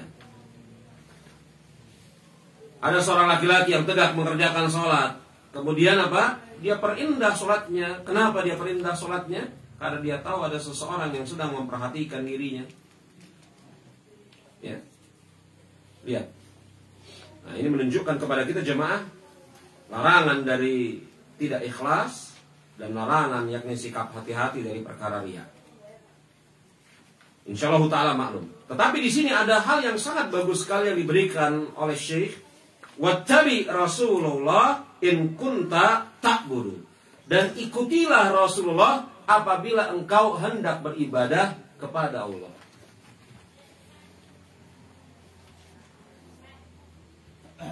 Ya. Ikutilah Rasulullah ketika engkau hendak beribadah kepada Allah Subhanahu wa taala. Jadi perbuatan perbuatan Rasulullah kata para ulama itu pada umumnya bisa dibagi menjadi 2 atau 3. Jadi perbuatan Rasulullah itu bisa dibagi menjadi 2 atau 3. Yang pertama, perbuatan beliau yang bernilai ibadah untuk mendekatkan diri kepada Allah. Perbuatan beliau yang bernilai ta'abudiyah. Betul? Dan yang kedua, perbuatan beliau yang berupa apa? Kebiasaan sebagai manusia. Kebiasaan sebagai manusia. Yang perbuatan beliau seperti manusia pada umumnya. Iya kan? Di antara contoh perbuatan sebagai manusia yakni jalan. Iya kan? Rasul kan jalan nggak Rasul? Jalan ya. Jalan itu adalah perbuatan beliau sebagai manusia pada umumnya, seperti kita jalan ya. Makan perbuatan manusia? Iya. Tetapi itu adalah perbuatan manusia sebagaimana manusia secara umum. Yang diperintahkan untuk kemudian ittiba secara penuh adalah apa? Perbuatan beliau yang memang perbuatan tersebut dalam wujud menegakkan ibadah kepada Allah Subhanahu wa taala. Jadi yang harus dilakukan oleh seorang muslim ketika ittiba kepada Rasul adalah ittiba dalam bentuk peribadatan. Bukan beribadah kepada Rasul ya. Antum jangan salah paham ya. Ketika kemudian kita disuruh untuk ittiba kepada Rasul secara utuh adalah ittiba dalam bentuk apa? Peribadatan. Adapun bentuk, yakni perbuatan Rasul dalam makna perbuatan beliau sebagai manusia pada umumnya, misal berjalan, beliau makan apa, beliau minum apa, cara duduknya seperti apa, cara berpakaiannya seperti apa, betul? Maka perbuatan-perbuatan tersebut, yakni perbuatan-perbuatan manusia pada umumnya, semata-mata mengikuti Rasulullah, semata-mata kemudian mengikuti perbuatan beliau, ya, itu tidak bernilai ibadah kecuali diniatkan untuk mengikuti beliau. Begitu. Jadi ada fi'il apa? Ada perbuatan beliau yang bernilai ibadah, maka inilah yang wajib diikuti oleh seorang muslim. Ada perbuatan beliau yang bernilai, yang seperti apa? Perbuatan manusia pada umumnya. Jadi berpakaian misalnya seperti pakaian Rasulullah, ya, itu tidak akan mendapatkan pahala kecuali diniatkan untuk ittiba kepada Rasulullah, gitu loh. Maklum ini? Nah, gitu. Jadi perbuatan Rasulullah ada dua, yakni perbuatan beliau sebagai seorang nabi dan rasul untuk mewujudkan ibadah, dan yang kedua perbuatan beliau sebagai hamba. Maka makannya Rasul, beliau makan apa? Kita tidak diwajibkan untuk mengikutinya. Iya kan? Beliau jalannya seperti apa? Kita tidak diwajibkan untuk mengikutinya. Tidak diwajibkan. Tetapi kalau kita mengikuti perbuatan beliau dalam bentuk makanan, jalannya, dan kita niatkan untuk ittiba kepada beliau, baru di situ mendapatkan ganjaran. Walaupun ini juga ada apa? Ada khilaf di antara para ulama. Contohnya apa? Abdullah bin Umar radhiyallahu anhuma. Dia adalah orang yang senantiasa berusaha untuk mengikuti perbuatan Rasul, walaupun perbuatan tersebut perbuatan yang biasa dikerjakan oleh manusia. Maka beliau, yakni Ibnu Umar, itu bersengaja kemudian apa? Bersengaja apa? Buang air di tempat Rasul pernah buang air. Padahal ketika Rasul buang air, ya misalnya Rasul kencing di suatu tempat, ya itu kan perbuatan manusia secara umum. Iya toh? Maka Ibnu Umar mengingat-ingat jemaah, di mana Rasul pernah apa? Buang air kecil. Maka kapan Ibnu Umar melewati tempat tersebut, dia akan berusaha buang air kecil di tempat yang sama dengan tempat Rasul pernah buang air kecil. Padahal itu perbuatan apa? Perbuatan manusia pada umumnya. Yang ditahqiq oleh para ulama, dan saya condong kepada pendapat ini, bahwasanya perbuatan Rasulullah sebagaimana perbuatan manusia pada umumnya, tidak wajib untuk kita diikuti. Tidak wajib untuk kita ikuti. Tapi boleh kita ikuti kalau dalam rangka hendak ittiba kepada sunnah Rasulullah, ittiba kepada perbuatan beliau. Maaf, ittiba kepada perbuatan beliau, bukan kepada sunnah Rasulullah, salah ya. Makanya di sana apa, jemaah rahimani wa rahimakumullah, pada suatu hari gitu ya, Rasul dan para sahabat duduk melakukan perjanjian apa? Hudaybiyah, Bai'atul Ridwan. Di bawah suatu pohon, betul? Kenapa Rasul duduk di bawah suatu pohon bersama para sahabat? Berteduh. Bagus Pak jawabannya, berteduh. Bagus jawabannya. Iya memang. Berteduh dari panas, iya kan? Jadi Rasul duduk di situ bukan karena apa? Disyariatkan duduk di situ gitu loh. Kenapa Rasul duduk dan para sahabat duduk di naungan pohon tersebut? Ya karena hendak menghindari diri dari panas. Berteduh. Iya kan? Dengan mempergunakan bayangan pohon. Iya toh? Bukan karena apa? Disyariatkan untuk duduk di bawah pohon tersebut.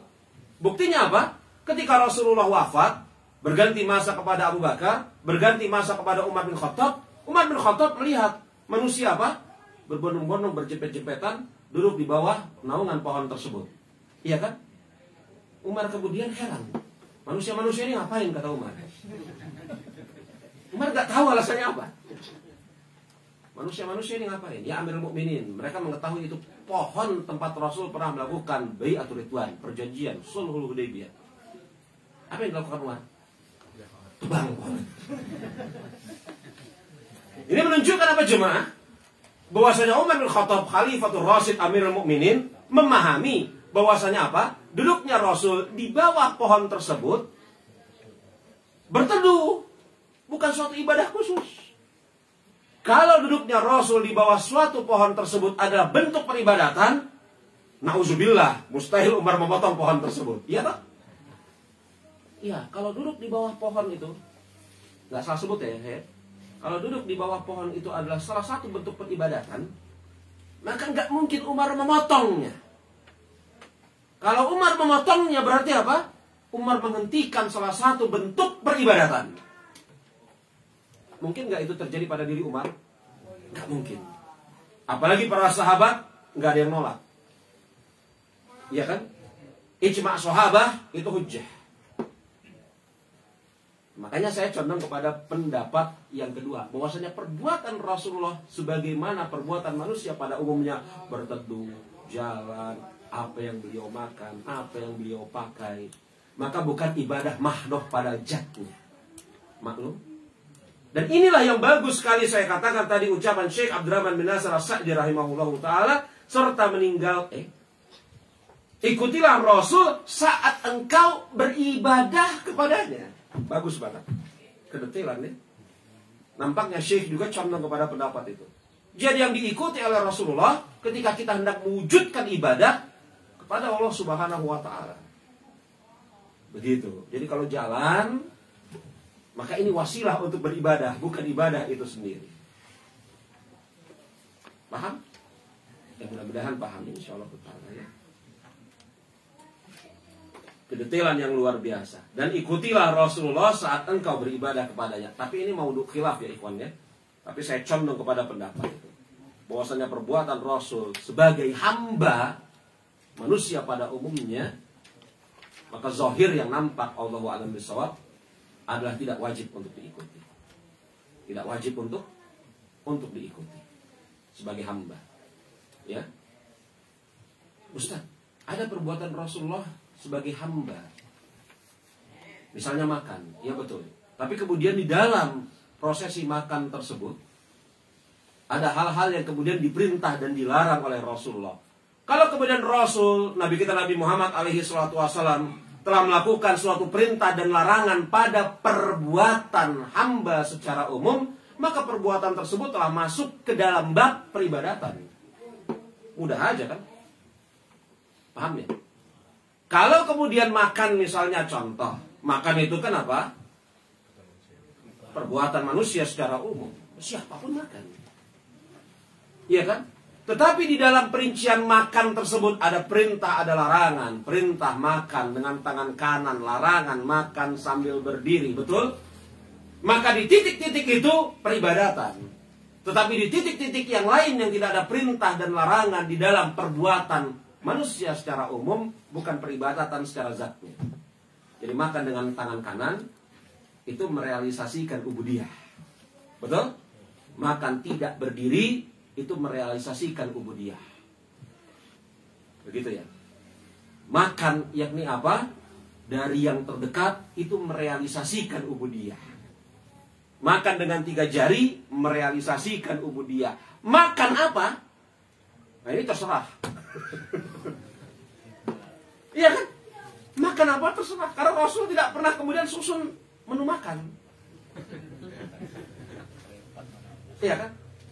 Makan apa? Ya terserah. Yang penting halal thayyiban.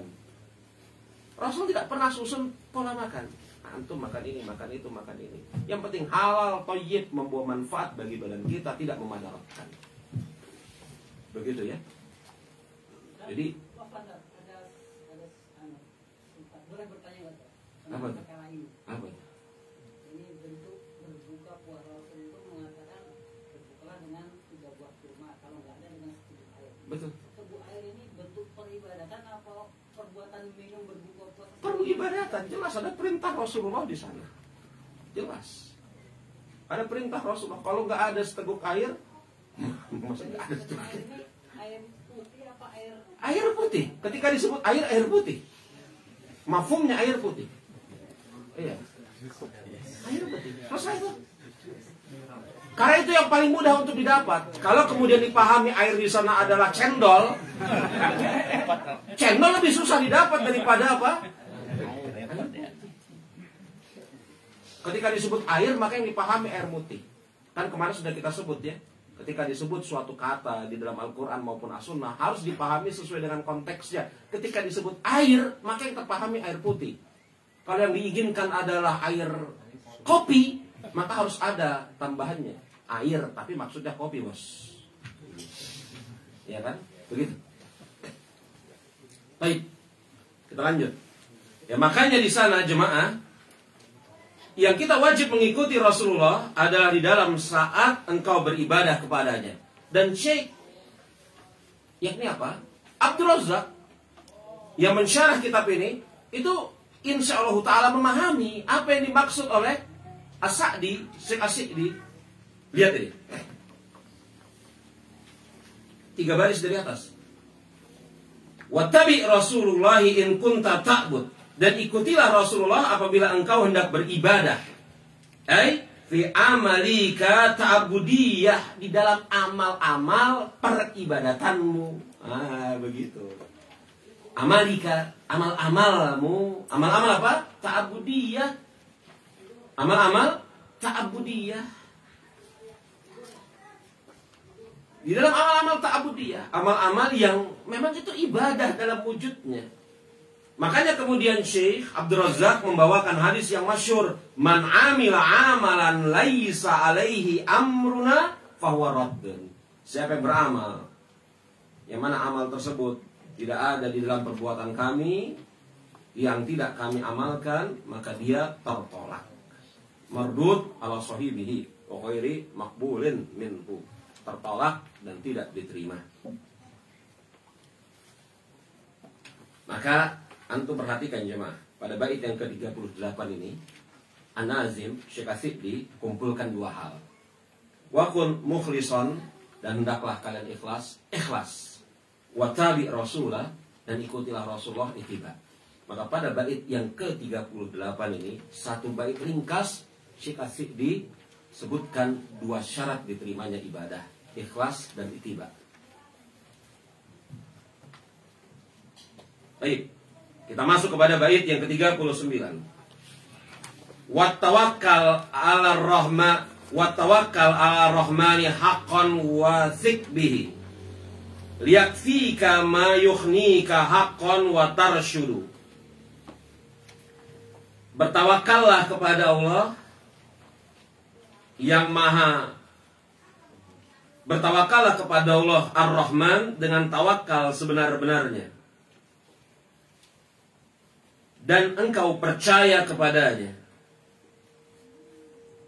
Liyakfika, yang dengan sebab itu dia akan mencukupimu dan memberikan kepadamu petunjuk. Yang dengan sebab itu engkau akan dicukupi oleh Allah Subhanahu wa taala dan engkau akan mendapatkan petunjuk.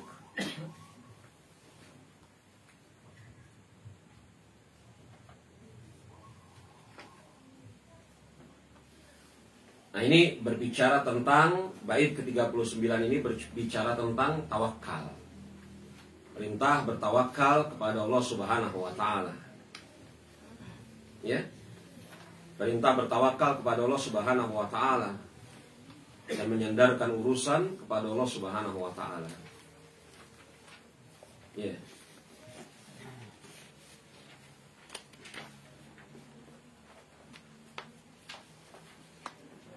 Dan Imam Ibnu Qayyim al-Jauziyah rahimahullahu taala dalam kitab beliau Madarijus Salikin halaman 59, ya, 4 baris dari atas, kama qala dzalika Ibnu Qayyim rahimahullahu taala fi kitabih Madarij al-Madarij, sebagaimana ucapan Imam Ibnu Qayyim al-Jauziyah rahimahullahu taala di dalam kitab beliau Madarijus Salikin. Madarij di sana maksudnya adalah Madarijus Salikin. Ya. Apa kata Imam Ibnu Qayyim? Fala takun illa billahi wala bin nafsi wa fid du'ai ma'thur. Kata Imam Ibnu Qayyim al-Jauziyah rahimahullahu taala, yang namanya tawakal adalah engkau menyerahkan urusan engkau kepada Allah Subhanahu wa taala, tidak kepada dirimu. engkau menyerahkan urusanmu kepada Allah Subhanahu wa taala, tidak kepada dirimu. Sebagaimana doa yang maksur, doa yang diriwayatkan dari sisi Nabi kita Nabi Muhammad alaihi salatu wasallam, Allahumma rahmataka arju fala takilni ila nafsi tarfata aini wa aslih li sya'ni kullahu la ilaha illa anta. Ya Allah, rahmatmu sungguh sangat aku perlukan, dan jangan engkau serahkan urusanku kepada diriku walaupun hanya sekejap mata. Dan perbaikilah segala sesuatu untukku. Engkau adalah ilah yang berhak diibadahi dengan sebenar-benarnya. Tidak ada ilah kecuali engkau. La ilaha illa anta. Engkau adalah ilah yang berhak diibadahi dengan sebenar-benarnya, dan tidak ada ilah kecuali engkau. Iya. Ini doa yakni apa? Yang diriwayatkan oleh Imam Abu Daud di dalam sunannya. Dan diantara yakni apa? Faidah dari tawakal disebutkan oleh An-Nazim, tarshudu, engkau akan mendapatkan petunjuk.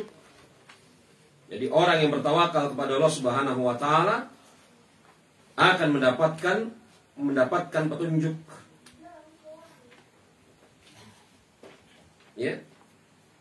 Kita lanjut kepada bait yang ke-40.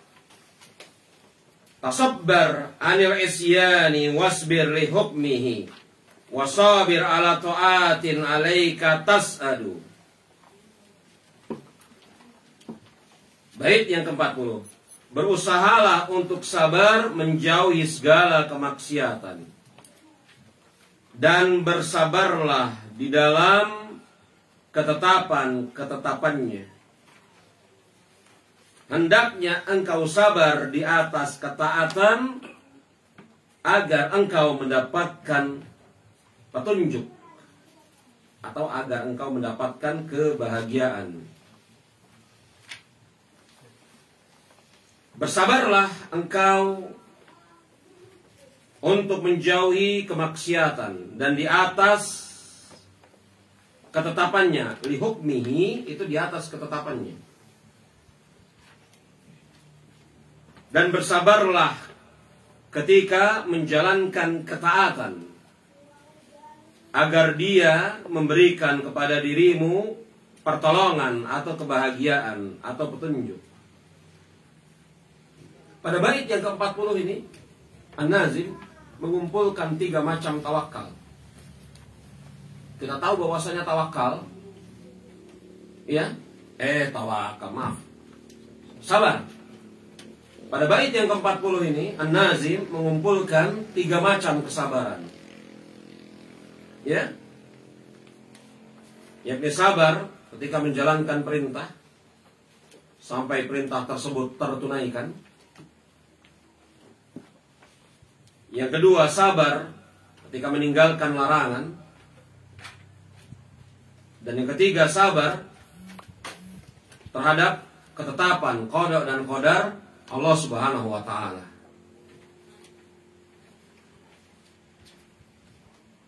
Ya.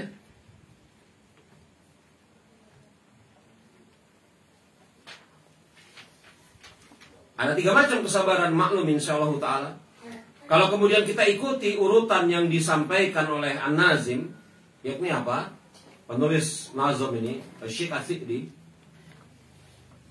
Antum lihat halaman yang ke-59, baris yang paling bawah. Yang pertama, alat tertib nazim. Kesabaran yang pertama berdasarkan tertib yang ada di bait syair. Tasabbar anil isyani, yakni sabar ketika menghadapi kemaksiatan. Halaman yang ke-60. Sabar ketika menghadapi kemaksiatan. Sabar ketika menghadapi kemaksiatan, ya. Agar jangan sampai kemudian seseorang terjatuh kepada kemaksiatan tersebut. Dikatakan di sana, maknanya apa? Sabar terhadap kemaksiatan. Apakah maknanya ketika melakukan kemaksiatan itu bersabar? Loh, kok kamu nggak selesai-selesai? Ya saya sabar mengerjakan kemaksiatan ini. Gitu. Sabar kan tidak ada batasnya. Bukan itu maknanya, bos. Sabar ketika berhadapan dengan kemaksiatan bukan artinya apa?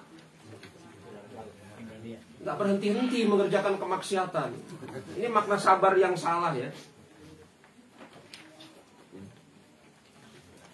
Jadi banyak kata-kata syariat yang kemudian salah paham manusia ya.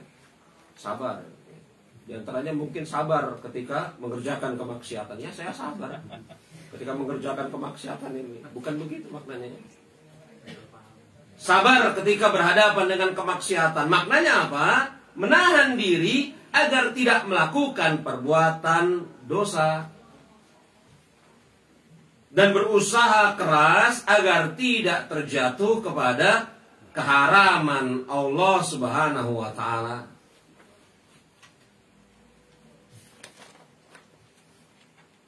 Jadi maknanya ini bermakna yakni sabar ketika berhadapan dengan kemaksiatan. Maknanya adalah apa? Menahan diri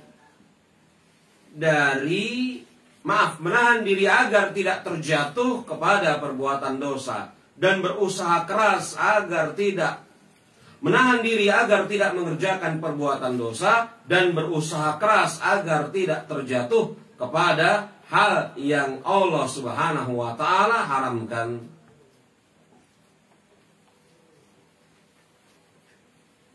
Ini sabar yang pertama sesuai urutan nazim ya.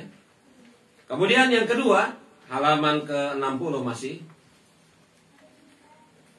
Wasbir li hukmihi, sabar terhadap hukumnya. Maksudnya apa? Sabar terhadap qada dan qadar Allah Subhanahu wa ta'ala. Minal kok musab sih? Salah. Iya betul. Minal musabin au ibtala'in au nahwi zalik. Sabar ketika berhadapan dengan qada dan qadar Allah Subhanahu wa ta'ala berupa musibah-musibah, bencana-bencana atau yang semisalnya. Ya, minal khaufi wal ju'i wan naqsi minal amwali wal anfusi wath thamarat wa basiris sabirin. Niscaya akan kami berikan kepada mereka cobaan berupa ketakutan, rasa lapar, kekurangan harta, jiwa, tumbuh-tumbuhan, dan berikanlah kabar gembira bagi orang-orang yang bersabar. Ya.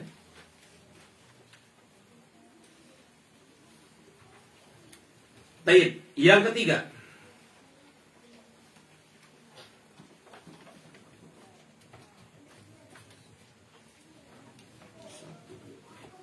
Lima baris dari bawah, masih halaman yang ke-60.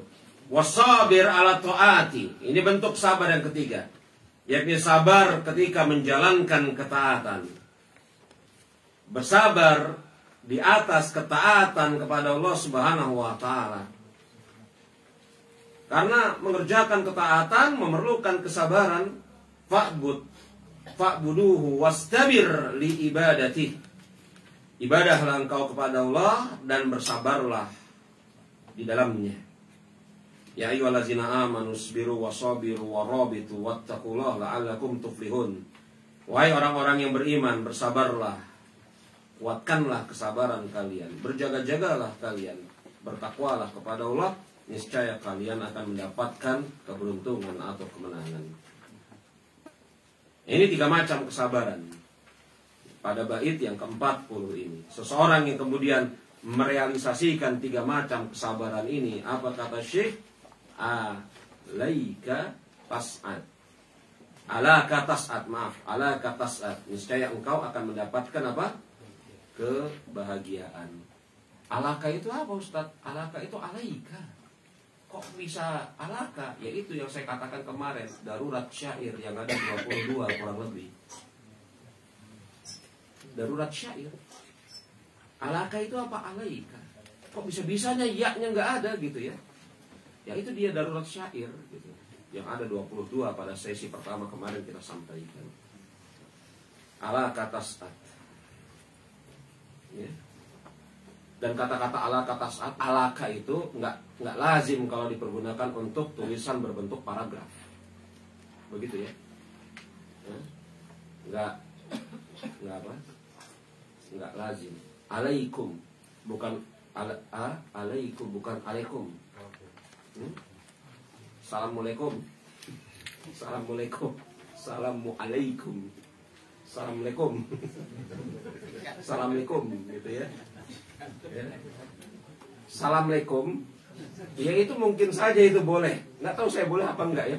Assalamualaikum. Allahu a'lam mungkin boleh kalau untuk nazom. Darurat syair. Saya nggak tahu ini. Allahu a'lam ya. Assalamualaikum. Assalamualaikum. Alaika ini. Ya. Alaika jadi alaka. Ini apa ya? Balaghah itu pembelajaran bahasa Arab yang tingkat lanjut dan memusingkan, betul ya? Ya. Ini sastrawan ini, ya, sastrawan yang masuk ke sini. Ya. Baik, bait yang ke-41. Sudah mau zuhur ini? 10 menit lagi. Kalau begitu kita jeda, kita bersiap-siap sholat zuhur, insyaallah taala. Nanti ba'da sholat zuhur istirahat, kita akan lanjutkan ke bait yang ke-41. Kita tutup dengan mengucapkan subhanakallahumma wa bihamdika asyhadu an la ilaha illa anta astaghfiruka wa atubu ilaik. Assalamualaikum warahmatullahi wabarakatuh.